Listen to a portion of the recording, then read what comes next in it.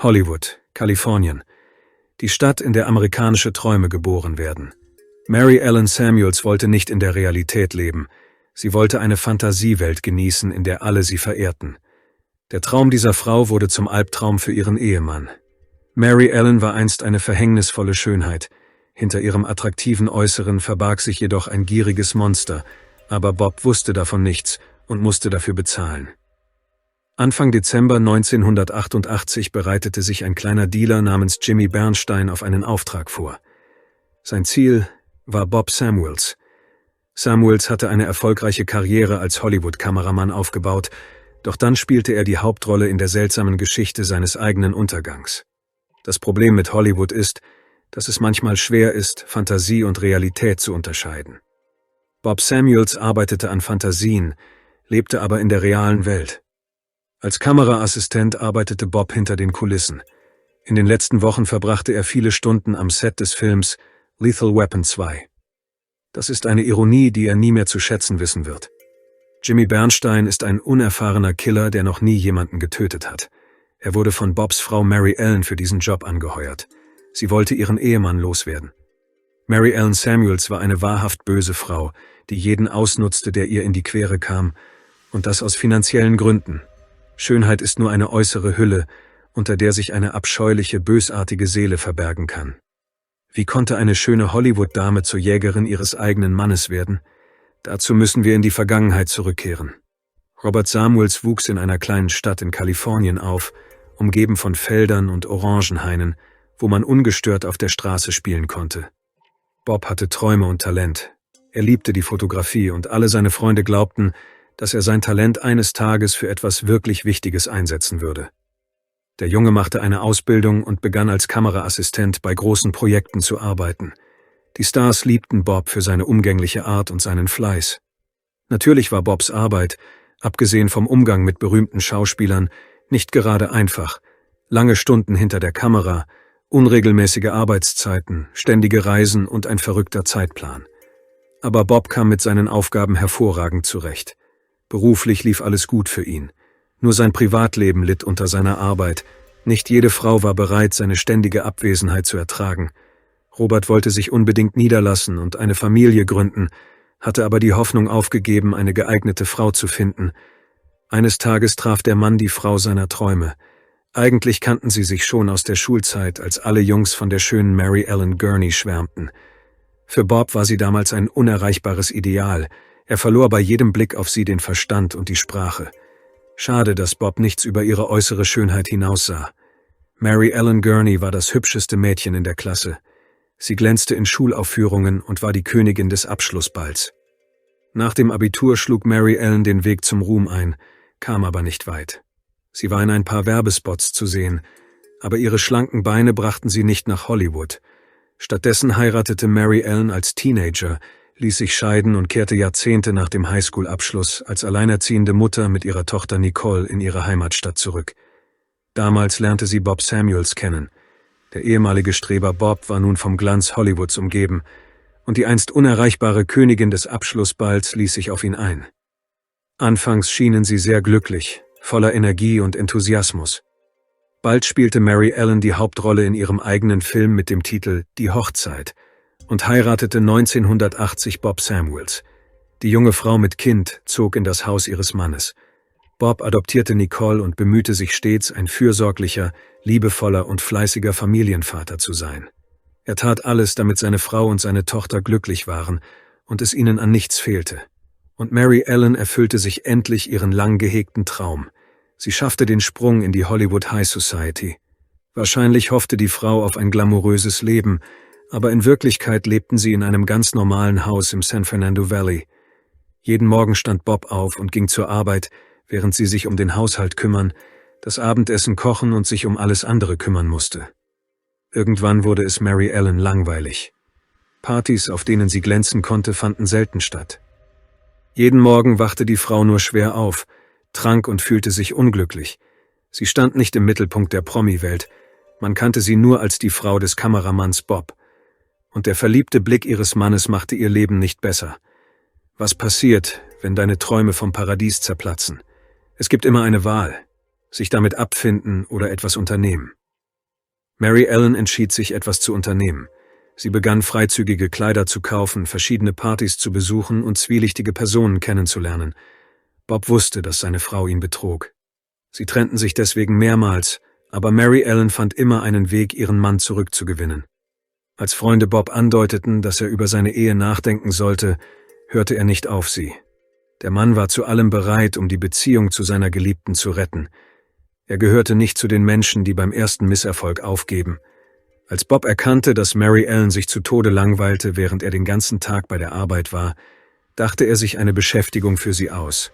Er kaufte einen kleinen Imbiss und machte seine Frau zur Geschäftsführerin. Er wollte sie beschäftigen, um seine Ehe zu retten. Aber Sandwiches im San Fernando Valley zu verkaufen, war nicht Mary Ellens Traum. Es war ihr Albtraum. Bob Samuels brauchte einige Jahre, um zu erkennen, dass er ein kleines Problem mit der Wahrnehmung der Realität hatte. Die schönste Frau der Schule, von der alle Jungs träumten, war nun seine Frau. Bob liebte Mary Ellen sehr, aber sie war ganz und gar nicht die Frau, von der er in der Highschool geträumt hatte. Das Leben hatte sie stark verändert. Mary Ellen hatte Samuels wahrscheinlich wegen seines Geldes und seiner glänzenden Zukunftsperspektiven geheiratet. Die Kindheit der Frau war nicht gerade glücklich gewesen. Als Bobs Ehefrau kam sie endlich auf den Geschmack des Lebens. 4 Jahre lang versuchte Mary Ellen, die Rolle der fürsorglichen Ehefrau zu spielen, aber dann wurde ihr das langweilig. In ihrem Bekanntenkreis war Samuels der einzige normale Mann, der Familienwerte und einen festen Job hatte. Die meisten Menschen, mit denen Mary Ellen zu tun hatte, verkauften illegale Substanzen oder konsumierten sie selbst. Der Sandwichladen, der der Frau Einkommen und Unterhaltung verschaffen sollte, erfüllte nicht die Erwartungen. Sobald Bob zu Dreharbeiten weg war, wurde der Imbiss ausgeraubt und die gesamte Tageseinnahme gestohlen. Samuels kaufte seiner Frau sogar einen speziellen Safe, aber Mary Ellen ließ das Geld weiterhin in der Kasse. Tatsächlich war sie selbst die Diebin. Durch ihre Bekanntschaften mit zwielichtigen Gestalten wurde die Frau süchtig nach weißem Pulver, für das sie ihr ganzes Geld ausgab. Man darf nicht vergessen, dass Mary Ellen eine Tochter hatte. Als ihre Mutter sich auf die schiefe Bahn begab, war Nicole bereits eine Teenagerin. Die Schülerin wuchs in einer Umgebung voller Lügen und Manipulationen auf. Von ihrer Mutter lernte sie schnell, wie man junge Menschen ausnutzt und manipuliert. Nicole Samuels war eine attraktive 16-Jährige. Sie lernte sehr früh, sich provokativ zu kleiden und in Bars zu gehen. Sie und Mary Ellen waren wie Zwillinge. Einmal tauchten Mutter und Tochter in identischen, hautengen Lederoveralls bei einer Hochzeitsfeier auf, zu der sie eingeladen waren, und sahen aus wie 2 Katzenfrauen. Zu sagen, dass das unpassend aussah, wäre eine Untertreibung. Sie standen einfach gerne im Mittelpunkt. Mary Ellen verbrachte die meiste Zeit in der Gesellschaft von Nicoles Freundinnen. Sie gingen zusammen in Clubs, tranken Alkohol und rauchten. Es schien ihr nichts auszumachen, dass die Mädchen noch minderjährig waren. Sie kleidete sich so, dass sie so viel wie möglich von sich zeigte. Miniröcke, hohe Absätze und freizügige Oberteile. All diese Vergnügungen bezahlte Bob Samuels. Eigentlich ging es ihm dabei nicht so sehr um das Geld. Er machte sich mehr Sorgen um Nicole, die er immer wie seine eigene Tochter behandelt hatte. Bob war traurig darüber, dass Mary Ellen keine gute Mutter war und einen negativen Einfluss auf das Mädchen hatte. Schließlich gab Bob 1986 sich selbst zu, dass ihre Ehe zum Scheitern verurteilt war. Nach 6 Jahren Ehe und heftigen Auseinandersetzungen zog Mary Ellen in eine Mietwohnung und nahm Nicole mit. Bob war am Boden zerstört und sein Geldbeutel leerte sich zusehends. Mary Ellen gab das Geld für ihre Vergnügungen aus. Kleidung, Schmuck, Reisen, weißes Pulver. Das ging ein paar Jahre so weiter. Insgeheim hoffte Bob, dass seine Tochter eines Tages zur Vernunft kommen und zu ihm zurückkehren würde. Mary Ellen wusste, was ihr Ex-Mann wollte, aber sie hatte nicht vor, für ihn zu jemandem zu werden, der sie nie war. Die Winterfeiertage 1988 waren nicht die beste Zeit für Bob. Er wollte Weihnachten allein in einem leeren Haus verbringen. In diesem Jahr hatte sich in Samuels Kopf etwas verändert. Im Herbst, als Bob 40 Jahre alt wurde, beschloss er, dass es Zeit war, weiterzuziehen und dachte ernsthaft über eine Scheidung nach. Obwohl Mary Ellen und Bob bereits seit 2 Jahren getrennt lebten, waren sie offiziell noch verheiratet. Mary Ellen rechnete nach und erkannte schnell, dass eine Scheidung für sie eine Katastrophe bedeuten würde. Wie in einem Hollywood-Film war es für sie viel vorteilhafter, Witwe zu werden. Die Frau suchte schon lange nach jemandem, der die Verantwortung übernehmen und sie von ihrem lästigen Ehemann befreien würde.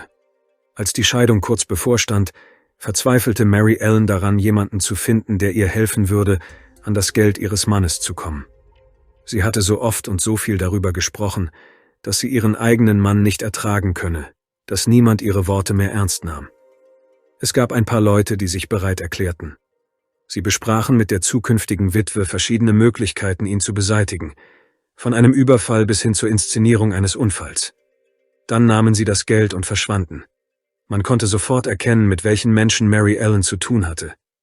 Die Frau glaubte, dass sich niemand der Sache annehmen wollte, weil sie nicht mehr jung und nicht mehr so schön wie in ihrer Jugend war. Um einen Mann zu einem Verbrechen zu bewegen, brauchte es nicht nur Geld, sondern auch weiblichen Charme. Da Mary Ellen unzertrennlich mit ihrer Tochter war, beschloss sie, ihre 16-jährige Nicole zu benutzen, um den Mörder zu finden, indem sie in diese finstere Verschwörung hineinziehen. Aber selbst das funktionierte nicht sofort. Sie hatten Glück, dass Mary Ellen ein besonderes Gespür für verletzliche und willensschwache Männer hatte. Hollywood ist ein Ort, in der jeder auf sich allein gestellt ist. Wenn man kein Star ist, ist man ein Niemand, wie Jimmy Bernstein, ein gerissener, skrupelloser Betrüger. Dank Mary Ellen konnte er zum Star in einem Spiel namens »Nimm das Leben eines anderen« werden. James Bernstein, ein großer, schwerfälliger Einzelgänger, geriet geschickt in die gestellte Falle und wurde zur Beute. Er hatte keine Freunde. Er verdiente seinen Lebensunterhalt mit dem Verkauf illegaler Substanzen. Jede normale Mutter hätte ihre minderjährige Tochter von solchen Typen ferngehalten. Mary Ellen konnte man jedoch kaum als angemessene Mutter bezeichnen, denn sie hatte Nicole persönlich dazu gedrängt, eine Affäre mit Bernstein anzufangen. Natürlich war Jimmy im 7. Himmel. Mädchen schenkten ihm normalerweise kaum Beachtung, deshalb konnte er sein Glück kaum fassen und machte Nicole sogar einen Heiratsantrag und schenkte ihr einen Ring. Für die 16-jährige Nicole war das jedoch nur ein Spiel. Zu dieser Zeit war sie mit 2 jungen Männern gleichzeitig zusammen, und jeder von ihnen war bereit, sie zu heiraten. Sie zog sich nur um, je nachdem, mit wem sie sich verabredet hatte. Aber Jimmy wusste nicht, dass er einer von 2 potenziellen Freiern war. Der Junge war aufrichtig verliebt und betrachtete Nicole als seine Verlobte. In der Zwischenzeit erzählte Mary Ellen ihrem zukünftigen Schwiegersohn bei jeder Gelegenheit, dass Bob Samuels ein böser, grausamer Mann sei, der ihre junge Tochter mehrmals sexuell belästigt habe. Sie beklagte sich, dass ihr Ex-Mann Nicole als Kind misshandelt habe und dass er sie später, als sie älter wurde, vergewaltigt habe. Um ihre Worte über ihren aggressiven Ehemann zu untermauern, zeigte Mary Ellen blaue Flecken an Hals und Schultern und behauptete, Bob habe sie bei einem Treffen angegriffen, obwohl sie in Wirklichkeit einfach eine Schönheitsoperation hatte machen lassen. Jimmy ging leicht auf den Köder ein und sein Hass auf Bob wuchs von Tag zu Tag. Genau das wollten Mutter und Tochter erreichen. Sie schürten dieses Gefühl und wollten, dass Bernstein selbst den Wunsch verspürte, Bob ins Jenseits zu befördern. Das war Teil ihrer genialen Manipulation. Jimmy glaubte wirklich, dass das Mädchen, das er liebte, von ihrem bösen Stiefvater missbraucht worden war. Jetzt hatte Mary Ellen ihren eigenen Killer. In Wirklichkeit war Robert Smiths nie ein gewalttätiger Mann gewesen, obwohl seine Frau und seine Tochter alles taten, um ihn zu diffamieren und die Menschen um ihn herum von seiner Heuchelei zu überzeugen, funktionierte es. Denn schließlich, kurz vor den Feiertagen, verspürte Jimmy Bernstein den unwiderstehlichen Wunsch, seine Geliebte zu beschützen. Es war der perfekte Moment für Mary Ellen, die erfahren hatte, dass Bob die Scheidung einreichen wollte. Die Frau gab Jimmy sogar Bargeld, damit er nicht den Elan verlor und seine Mission erfüllte. Bob Samuels sah Mary Ellen und Nicole nur gelegentlich. Er hatte sogar das Gefühl, dass etwas Schlimmes passieren würde. Einmal erklärte der Mann seinen Angehörigen, dass er ein wunderbares Leben gehabt habe und alles getan habe, was er wollte. Aber jetzt sei Bob entschlossen, sich scheiden zu lassen und seine Ehe mit Mary Ellen zu beenden. Damals verstand noch niemand seine seltsamen Vorahnungen. Das wurde erst etwas später klar. Auch Mary Ellen war bereit, ihren Plan bis zum Ende durchzuziehen. Sie war eine gute Schauspielerin, als sie im trüben Licht der schmutzigen Bars von San Fernando die Rolle einer beleidigten Frau spielte und einen Freund anheuerte, der sich einer Waffe bediente. Am 7. Dezember 1988 kam Bob von der Arbeit nach Hause und duschte. Der Mann kam aus dem Badezimmer, als er angegriffen wurde. Zuerst wurde er auf den Kopf geschlagen. Der Schlag mit dem Gewehrkolben war schmerzhaft, aber Bob blieb am Leben. Er fiel nur zu Boden und verlor das Bewusstsein. Dann wurde ihm ein Kissen auf den Kopf gelegt und er wurde erschossen. Robert Samuels war 40 Jahre und 2 Monate alt, als sein Leben plötzlich endete. Es ist nicht bekannt, wer den Schuss abgegeben hat. War es Jimmy Bernstein oder war es ein von ihm angeheuerter Freund? Oder haben die beiden gemeinsam den Angriff verübt? Das Wichtigste ist, dass Bob Samuels tot war und seine trauernde Witwe wusste das sehr wohl. Der zweite Teil von Mary Ellens Plan sah wie folgt aus. Sie hinterließ Bob eine Reihe von Nachrichten auf dem Anrufbeantworter, obwohl sie genau wusste, dass er nicht mehr lebte. Das sollte als Beweis dafür dienen, dass sie nichts mit dem Tod ihres Mannes zu tun hatte. Bobs Leiche lag 2 Tage lang im Flur, während seine Ex-Frau eine Nachricht nach der anderen auf sein Handy schickte. Erst dann tauchten Mary Ellen und Nicole im Haus auf. Bernstein wurde befohlen, den Angriff wie einen missglückten Raubüberfall aussehen zu lassen, aber er versagte. Nach der Schießerei verschwand der Täter einfach. Mutter und Tochter beschlossen, die Sache selbst in die Hand zu nehmen.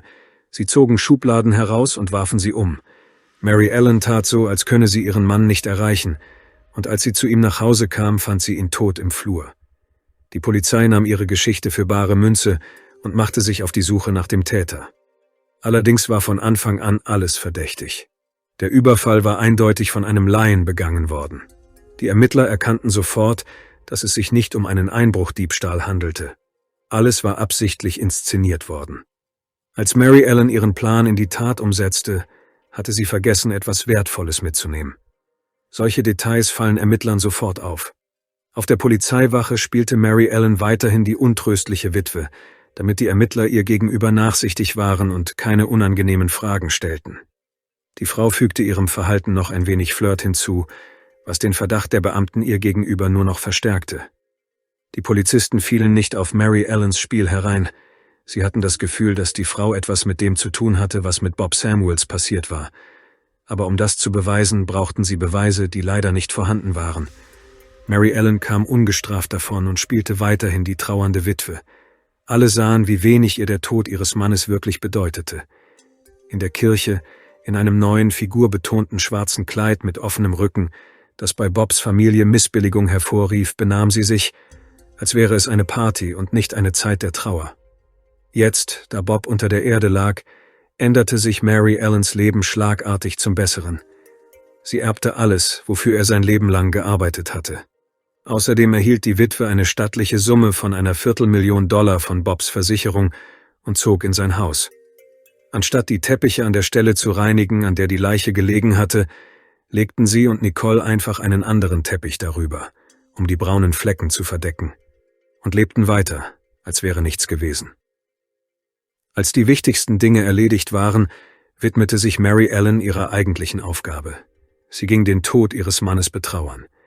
Die Witwe fand Trost in einem neuen Kleid, in den Umkleidekabinen von Luxusboutiquen und wischte sich die Tränen mit Spitzenservietten ab. Dann veranstaltete Mary Ellen eine sehr prächtige Geburtstagsparty. Sie mietete eine Limousine, lud Gäste ein und kaufte sich als Geschenk eine Wohnung in Cancun. Endlich konnte sie das Leben führen, das sie für sich selbst für würdig hielt. Allerdings lief nicht alles so glatt. Jimmy Bernstein, der falsche Verlobte von Nicole, machte eine schwere Zeit durch. Irgendwann wurde ihm klar, dass er benutzt worden war, wie ein Trottel. Der junge Mann sah, wie aufregend das Leben von Mary Ellen und Nicole war, aber er war nicht mehr Teil dieses Lebens. Vielleicht waren es Schuldgefühle oder Wut auf seine Verlobte wegen ihres Verrats, die ihn dazu brachten, über ein Geständnis nachzudenken. Jimmy deutete seinen Mitmenschen an, dass er genug habe, dass er zur Polizei gehen und alles erzählen werde. Es schien, als sollte Jimmy Bernstein derjenige sein, der Mary Ellens perfektes Leben zerstören würde. Die Witwe hatte jedoch ihre eigene Methode, um unerwünschte Partner loszuwerden, und Jimmy geriet ins Visier. Wie bereits erwähnt, konnte Mary Ellen Menschen leicht durchschauen und manipulieren. In der Regel handelte es sich um junge, verletzliche Männer, die von verbotenen Substanzen abhängig waren. Paul Gall war genauso ein Typ, seine finanzielle Lage ließ zu wünschen übrig. Deshalb hatte er keine Chance gegen Mary Ellen, ihr Geld und ihre Gerissenheit. Sie wusste, dass Pauls Bruder wegen seiner zerstörerischen Abhängigkeit von den verbotenen Substanzen, die Jimmy Bernstein vertrieb, ums Leben gekommen war. Das bedeutete, dass Jimmy indirekt am Tod von Pauls Bruder beteiligt war und wie alle Dealer, die verbotene Substanzen verbreiteten, den Tod verdient hatte. Um auf Nummer sicher zu gehen, sicherte sich Mary Ellen ihre Unterstützung. Die jungen Leute erklärten sich ebenfalls bereit, Jimmy zu beseitigen, um ihre Schulden zu begleichen. Nach dem Verlust des Ehemanns ist es sehr schwer, sich an ein Leben allein ohne den geliebten Menschen zu gewöhnen. Oft brauchen sie einen kleinen Neustart. Irgendwohin wegfahren, die Umgebung wechseln, sich von ihrer Trauer ablenken. Und manche müssen mit einer Tasche voller Geld nach Cancun fahren und sich mit ihrem neuen Freund bei einem Fotoshooting verwöhnen lassen. Manche müssen wegfahren, um Trost und Ruhe zu finden, Mary Ellen hingegen, um sich ein Alibi zu verschaffen. Denn sie hat Killer angeheuert, um einen Mann zu töten, den sie durch eine List dazu gebracht hat, ihren Mann umzubringen. Übrigens beschloss die Witwe bei der Fotosession in ihrem Hotelzimmer, aus Spaß ein Foto zu machen. Sie zog sich nackt aus, bedeckte ihren Körper mit Dollarscheinen und lächelte breit. Dieses Foto sollte später eine wichtige Rolle im weiteren Schicksal der Witwe spielen. Mary Ellen hatte bereits einen Großteil des Geldes ausgegeben, das sie geerbt hatte, nachdem ihr Mann Bob vor 6 Monaten ins Grab gekommen war. Zu dieser Zeit stand Jimmy Bernstein in Los Angeles kurz davor, Bob zu folgen. Paul Gall und sein Kumpel Daryl Edwards waren unerfahrene Killer, deshalb beruhigten sie ihre Nerven vor dem Mord an Bernstein mit ein paar Flaschen Bier. In Wirklichkeit waren es sicher mehr als ein paar, denn der betrunkene Paul konnte sich kaum in das Auto setzen, das Mary Ellen freundlicherweise zur Verfügung gestellt hatte. Auf dem Beifahrersitz saß Jimmy. Die Freunde hatten ihn mit einer Lüge überredet, mitzukommen, angeblich um verbotene Substanzen zu stehlen. Der Plan war, Bernstein im Auto zu erwürgen, aber im Gegensatz zu Bob Samuels hatte dieser nicht vor zu sterben. Er versuchte zu fliehen, aber leider nicht schnell genug. Paul packte ihn, schlug ihm mehrmals auf die Kehle und würgte ihn schließlich mit seinen Händen. Die Freunde warfen die Leiche in einen Teich, nahmen seinen Ausweis mit und warfen ihn auf der Straße weg. Dann kehrten sie nach Hause zurück und feierten weiter. Es dauerte einen Monat, bis Jimmys Leiche gefunden wurde. Als die Ermittler zu ihm nach Hause kamen, um eine Durchsuchung durchzuführen, fanden sie einige Dokumente, die ihn mit dem Mord an Bob Samuels in Verbindung brachten. Sie fanden auch eine Lebensversicherung über $25.000, die Bernstein am Tag nach Bobs Tod abgeschlossen hatte. Als einzige Begünstigte hatte er seine Verlobte Nicole angegeben, die ihn kurz darauf verlassen hatte. Jimmy war ein weiterer betrogener Mann, der seine Fantasien nicht von der Realität unterscheiden konnte. Der Ermittler lud Mary Ellen zum Verhör vor. Die Frau gab zu, dass sie einmal in einer Bar einen jungen Mann namens Jimmy Bernstein kennengelernt und ihm von ihrem Mann erzählt hatte. Sie hatte keine Ahnung, was den Mann zu der Tat gegen Bob getrieben hatte. Die Witwe vermutete, dass er sich einfach in ihre Tochter verliebt hatte und ihren bösen Stiefvater bestrafen wollte. Der Durchbruch in dem Fall gelang, als die Polizei begann, Jimmys Bekannte zu befragen. Unter ihnen befand sich auch Paul Golds Nachbarin. Sie erzählte die ganze Geschichte, weil Paul sich im betrunkenen Zustand ausgeplaudert hatte. Als ihm klar wurde, dass er für die Ermordung von Jimmy Bernstein leicht beseitigt werden könnte, tauschte der Mann ohne zu zögern Mary Ellens Freiheit gegen sein eigenes Leben ein. Die Frau, die erst kürzlich 2 Verbrechen ungestraft begangen hatte, saß vor dem Ermittler und versuchte mit allen Mitteln, sich herauszureden, aber ihre Tricks und Manipulationen zeigten keine Wirkung auf den Beamten. Nachdem sie ihr mitgeteilt hatten, was ihr vorgeworfen wurde, und ihr ihre Rechte vorgelesen hatten, verhafteten die Beamten Mary Ellen und brachten sie hinter Gitter. Sie hätte nie gedacht, dass ihr so etwas passieren könnte, und war auf diese Wendung der Ereignisse völlig unvorbereitet. Vor Gericht versuchte Mary Ellen, sich als verzweifelte Witwe darzustellen, die auf schreckliche Weise beleidigt worden war. Ihrer Meinung nach waren die Polizeibeamten an allem schuld. Sie hätten sie zu einem Date eingeladen, sie habe ihnen jedoch eine Absage erteilt, woraufhin Mary Ellen aller möglichen Todsünden beschuldigt worden sei, um sich für ihr gekränktes Ego zu rächen. Anscheinend fühlte sich die Frau immer noch als verhängnisvolle Schönheit, die die Highschool-Jungs um den Verstand gebracht hatte. Allerdings wirkte ihre Aussage lächerlich, vor allem im Vergleich zu den Beweisen der Anklage. Die Verteidigung rief Mary Ellens betagte Eltern als Zeugen auf. Sie waren sehr krank und gebrechlich. Es war sehr schwer mit anzusehen, wie Menschen in ihrem hohen Alter die Geschworenen anflehten, das Leben ihrer Tochter zu verschonen. Sie erzählten, dass sie keine besonders glückliche Kindheit gehabt habe. Dabei wussten die Eltern nichts von der Wohnung in Cancun und hatten auch nichts von dem neuen Porsche gehört. Die alten Leute lebten von einer mageren Rente etwa 2 Autostunden vom San Fernando Valley entfernt. Während ihres luxuriösen Lebens hatte die Tochter ihre Eltern nur einmal besucht. Das Foto, auf dem Mary Ellen nackt posierte und nur mit Dollarscheinen bedeckt war, wurde zum wichtigsten Beweis für ihre Motive und verbreitete sich blitzschnell in den Medien. Das Bild zeigte deutlich, wer Mary Ellen wirklich war. Dank des Fotos in den Medien erhielt sie den Spitznamen Green Widow, grüne Witwe. Und dieses Bild verhalf der Frau zu einem Platz im exklusivsten Club Kaliforniens, der Todeszelle. Endlich konnte die Witwe mit Menschen kommunizieren, die all ihre Talente zu schätzen wussten. Mary Ellen hätte ein gutes Leben in der realen Welt führen können, aber sie entschied sich für einen anderen Weg. Ein Leben in ihrer eigenen Fantasiewelt, in der sich alle vor ihr verneigten. Paul Gall sagte vor Gericht gegen Mary Ellen aus. Er hatte seine Strafe verbüßt und war auf Bewährung entlassen worden. Sein Kumpel Daryl Edwards saß bis zum Ende seiner Haftstrafe hinter Gittern. Mary Ellens Tochter Nicole entschied sich, keine Anzeige zu erstatten.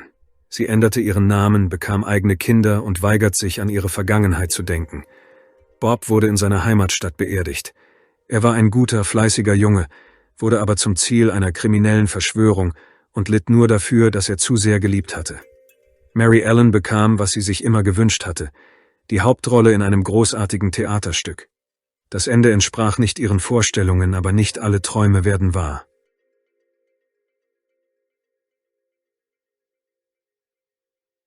Danke fürs Zuschauen und passen Sie auf sich auf.